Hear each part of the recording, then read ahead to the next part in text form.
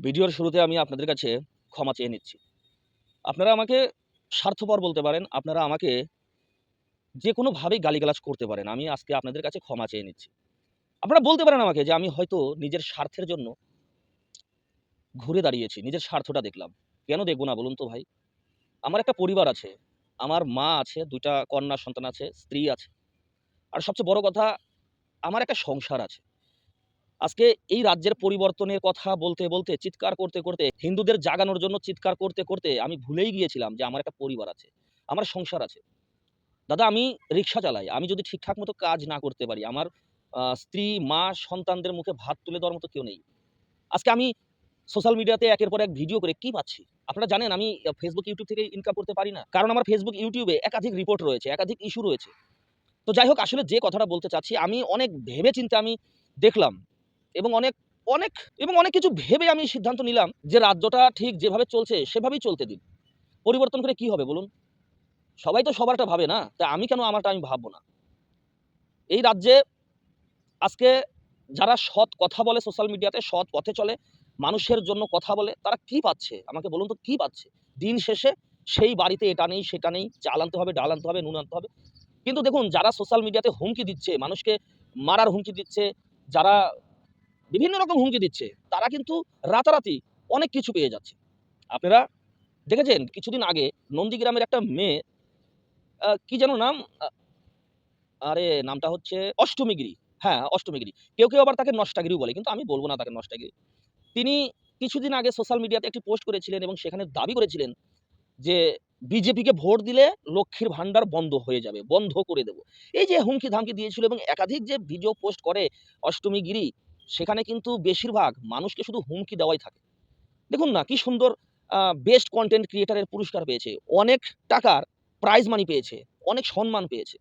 তাই আমি ভাবছি রে দাদা, আমি যদি আজ তৃণমূল কংগ্রেসের হয়ে ভিডিও করতাম, তৃণমূল কংগ্রেসের হয়ে চিৎকার চেঁচামেচি করতাম, আমাকেও হয়তো বেস্ট কনটেন্ট ক্রিয়েটর এর পুরস্কার দিলেও দিতে পারত। অনেক টাকার প্রাইজ মানি দিলেও দিতে পারত। তাই আমি ভেবে দেখলাম, হ্যাঁ, যেভাবে চলছে চলতে দিন না। কি অসুবিধা আছে?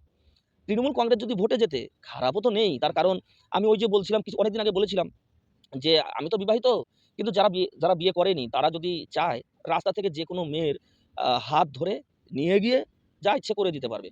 কোনো মানে আইনি ব্যবস্থা বা কোনো পানিশমেন্ট এর কোনো ব্যাপার নেই। রাজ্যে তৃণমূল কংগ্রেস ক্ষমতায়। তারপরে টাকা পয়সা নেই, রাস্তার মাঝখানে গিয়ে কারো কলার ধরে ২, ৪, ৫০০ হাজার টাকা নিয়ে নেওয়া সম্ভব। রাজ্যে তৃণমূল কংগ্রেস ক্ষমতায় রয়েছে। তো সেক্ষেত্রে তো দেখুন সবাই তো সবার চিন্তা ভাবনাটাই করে। তো রাজ্যে যে সিস্টেমটা চলছে এখন দুর্নীতি, সন্ত্রাস, চুরি, গুন্ডাগিরি, ক্রাইম যে একাধিক যে ন্যক্কারজনক ঘটনাগুলো ঘটছে এই মুহূর্তে রাজ্যে, আপনারা যদি এইভাবেই চলতে দিতে থাকেন তাহলে তৃণমূল কংগ্রেস বেস্ট অপশন। কিন্তু আপনি যদি মনে করেন যে না আপনার সন্তানের একটা সুন্দর ভবিষ্যৎ দরকার, আপনার সন্তানকে ভালো স্কুল কলেজে পড়াশোনা করাতে হবে, ভালো স্বাস্থ্য ব্যবস্থা দিতে হবে, আপনি যে রাস্তা দিয়ে হেঁটে যাবেন সেই রাস্তাটা ক্লিন পরিষ্কার হতে হবে। হুম? আপনি বাজারে যাবেন, সবাই একসাথে থাকবেন, কথা বলবেন, বাজার করবেন, বাড়িতে আসবেন, খাওয়া-দাওয়া করবেন। এই যে সুন্দর একটা পরিবেশ, এই সুন্দর পরিবেশ তৈরি করতে গেলে তো পরিবর্তন করা দরকার। এবং পরিবর্তন হলে বর্তমান রাজ্যের যে পরিস্থিতি, এই পরিস্থিতি ঠিক করতে গেলে রাতারাতি তো ঠিক করা সম্ভব না।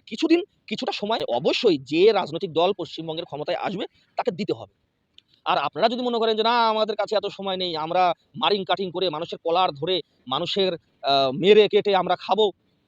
একজন গরিব আছে তাকে গরিব থাকতে দিন, তাকে আরো লাথি দিয়ে ডাবিয়ে দিন। কিন্তু আমাদের ব্যাংক ব্যালেন্স, বাড়ি, বিল্ডিং হতে হবে।" দেখুন না, আজকে এই রাজ্যে আম কর্মসংস্থান বিল্ডিং কার? শুধু ব্যানার্জি বাড়িতে। ব্যানার্জি বাড়িতে দেখুন লাখ টাকার ঝাড়বাতি ব্যানার্জি বাড়িতে উম জ্বলতে দেখা যায়।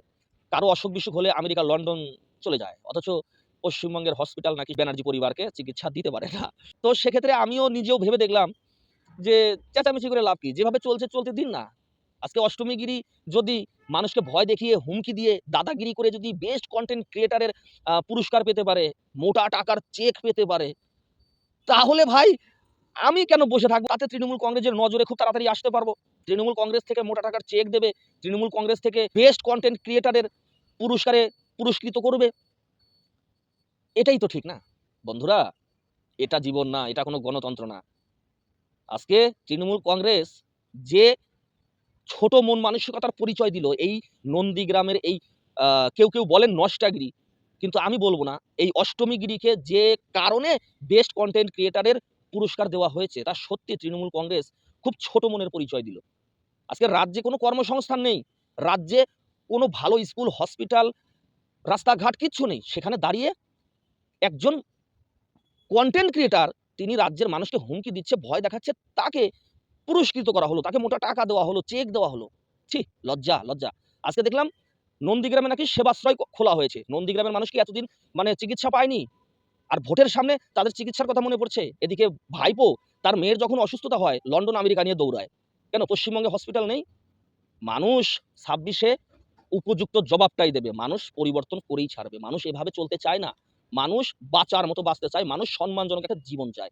মানুষ মাথা উঁচু করে বাঁচতে চায়। তাই বন্ধুরা, আশা করি আমার কথা বুঝতে পেরেছেন। যেটা চলছে বর্তমানে এটা ঠিক না। রাজ্যের পরিবর্তন করতে হবে। রাজ্যের সুশাসন প্রতিষ্ঠা করতেই হবে। জয় হিন্দ, জয় ভারত।